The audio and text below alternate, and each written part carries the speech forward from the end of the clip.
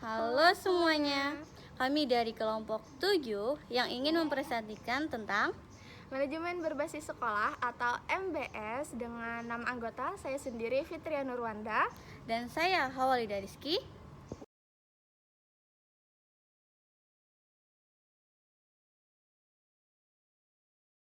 Yang pertama, pengertian manajemen berbasis sekolah atau MBS. Menurut Edmond yang dikutip dari Suryo Subrata mengatakan alternatif baru dalam pengelolaan pendidikan yang lebih menekankan kepada kemandirian dan kreativitas sekolah. Nicholas mengatakan manajemen berbasis sekolah atau MBS adalah bentuk alternatif sekolah sebagai hasil dari desentralisasi pendidikan. Secara umum, manajemen peningkatan mutu berbasis sekolah atau MPMBS dapat diartikan sebagai model manajemen yang memberikan otonomi lebih kepada sekolah dan mendorong pengambilan istilah manajemen berbasis sekolah merupakan terjemahan dari school-based management. Dalam hal ini, istilah manajemen diartikan sama dengan istilah administrasi atau pengelolaan, yaitu segala usaha bersama untuk mendayagunakan sumber-sumber, baik personal maupun material, secara efektif dan efisien digunakan menunjang tercapainya tujuan pendidikan di sekolah secara optimal. Pengertian manajemen menurut Hasibuan merupakan ilmu dan seni mengatur proses pemanfaatan sumber daya manusia dan sumber-sumber lainnya secara efektif dan efisien untuk mencapai tujuan tertentu. Definisi manajemen tersebut menjelaskan pada kita bahwa untuk mencapai tujuan tertentu, maka kita tidak bergerak sendiri, tetapi membutuhkan orang lain untuk bekerja sama dengan baik. Manajemen berbasis sekolah pada dasarnya memberikan kewajiban bagi sekolah untuk melaksanakan berbagai kegiatan sebagai berikut. Yang pertama, berusaha meningkatkan kemampuan di bidang manajemen dan kepemimpinan sekolah. Yang kedua, berusaha mengembangkan kemampuan profesionalisme guru dan memberdayakan mereka dalam setiap kegiatan sekolah. Kedua, fungsi manajemen berbasis sekolah atau MBS. Berdasarkan fungsi pokoknya, istilah manajemen dan administrasi mempunyai fungsi yang sama, yaitu merencanakan, mengorganisasikan, mengarahkan, mengkoordinasikan, mengawasi, dan mengevaluasi. Menurut Gafar, tahun 1989 mengemukakan bahwa manajemen pendidikan mengandung arti sebagai suatu proses kerja sama yang sistematik, komparatif dalam mewujudkan tujuan pendidikan nasional. Kewenangan yang bertumpu pada sekolah merupakan inti dari MBS yang dipandang memiliki tingkat efektivitas tinggi serta memberikan beberapa keuntungan berikut. Yang pertama, kebijaksanaan dan kewenangan sekolah membawa pengaruh langsung kepada peserta didik, orang tua, serta guru. Yang kedua, bertujuan bagaimana memanfaatkan sumber daya lokal. Yang ketiga, efektivitas dalam melakukan pembinaan peserta didik seperti kehadiran, hasil belajar, tingkat pengulangan, tingkat putus sekolah, moral guru, dan iklim sekolah. Yang keempat, adanya perhatian, bekerja sama untuk mengambil keputusan, memberdayakan guru, manajemen sekolah, dan merancang ulang sekolah, serta pembuatan perancangan.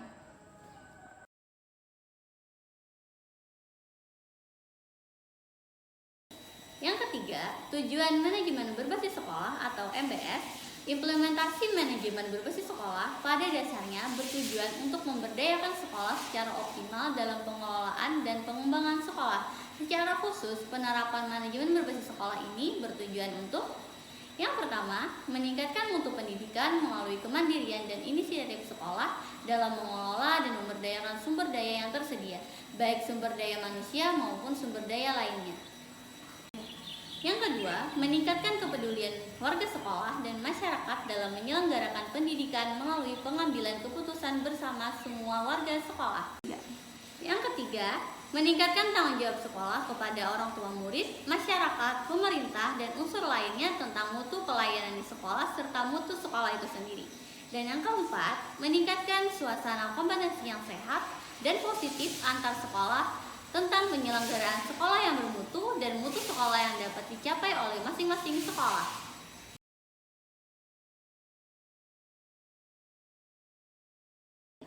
Keempat, manfaat manajemen berbasis sekolah atau MBS. Sedangkan manfaat yang akan diperoleh oleh lembaga pendidikan atau sekolah dengan mengimplementasikan pendekatan manajemen berbasis sekolah adalah sebagai berikut. 1. Keleluasaan pengambilan keputusan pada tingkat sekolah dimaksud agar sekolah dapat mengoptimalkan pengelolaan sumber daya dengan mengalokasikan sesuai prioritas program serta kebutuhan sekolahnya masing-masing. Yang kedua, manajemen berbasis sekolah mengupayakan penyelenggaraan sekolah, khususnya pelayanan pembelajaran yang lebih baik serta bermutu bagi siswa. Yang ketiga, memberikan kesempatan bagi sekolah meningkatkan kinerja staf secara optimal dan fleksibel. Keempat, meningkatkan pemahaman masyarakat secara lebih mendalam, komprehensif karena mereka terlibat langsung ke dalam setiap kebijakan yang diambil sekolah secara bersama-sama. Kelima, dengan adanya kewenangan pengelolaan sumber daya, sekolah dapat meningkatkan kualitas pendidikan, kesejahteraan guru, serta mereka dapat berkonsentrasi penuh dalam pelaksanaan tugas mengajarnya. Keenam, dengan diberikan kesempatan kepada sekolah mengembangkan kurikulum secara luas, guru didorong berinovasi dengan melakukan berbagai pembaruan cara dan metode pembelajaran sehingga dapat mempercepat peningkatan mutu hasil belajar.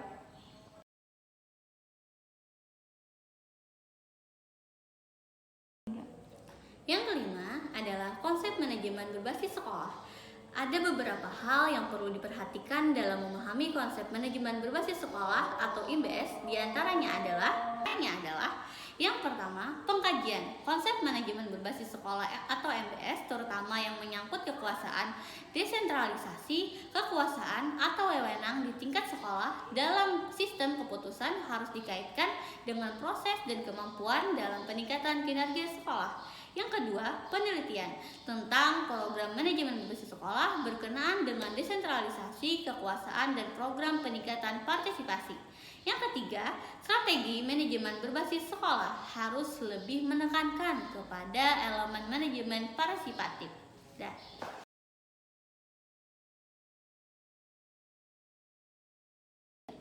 Enam, komponen manajemen berbasis sekolah atau MBS. Komponen manajemen sekolah berbasis MBS merupakan suatu pendekatan pengelolaan sekolah yang memberikan otonomi lebih kepada sekolah untuk mengambil keputusan dalam rangka meningkatkan mutu pendidikan.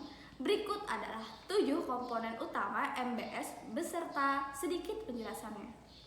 Pertama, manajemen kurikulum yang pembelajaran berbasis sekolah. Komponen ini fokus pada pengembangan dan pelaksanaan kurikulum yang sesuai dengan kebutuhan dan karakteristik peserta didik di sekolah. Hal ini meliputi pertama, penyusunan kurikulum yang kontekstual, yang kedua, pengembangan pembelajaran yang aktif dan kreatif, yang ketiga, penilaian yang berkelanjutan dan komprehensif. Yang kedua, manajemen peserta didik berbasis sekolah. Komponen ini fokus pada pengelolaan data dan informasi peserta didik serta pengembangan program-program untuk mendukung kemajuan belajar merdeka. Ketiga, manajemen pendidik dan peserta kependidikan berbasis sekolah. Komponen ini fokus pada peningkatan kompetensi dan profesionalitas pendidik dan peserta tenaga kependidikan. Hal ini meliputi pengembangan keprofesian berkelanjutan, penilaian kinerja, dan penghargaan insentif. Keempat, manajemen sarana dan prasarana berbasis sekolah. Komponen ini fokus pada pengelolaan dan pemeliharaan sarana dan prasarana sekolah agar dapat mendukung proses pembelajaran yang optimal, meliputi pengadaan dan perawatan sarana dan prasarana, pengembangan lingkungan belajar yang kondusif. Yang kelima, manajemen pembiayaan berbasis sekolah. Komponen ini berfokus pada pengelolaan keuangan sekolah secara transparan dan akuntabel. Yang keenam, manajemen hubungan sekolah dan masyarakat berbasis sekolah. Komponen ini berfokus pada pembangunan hubungan yang harmonis dan saling menguntungkan antara sekolah dan masyarakat. Yang ketujuh, manajemen budaya dan lingkungan sekolah berbasis sekolah. Komponen ini fokus pada penciptaan budaya dan lingkungan sekolah yang kondusif bagi pembelajaran. Hal ini meliputi budaya disiplin dan etos kerja, penanaman nilai-nilai moral dan karakter, penciptaan lingkungan belajar yang aman dan nyaman.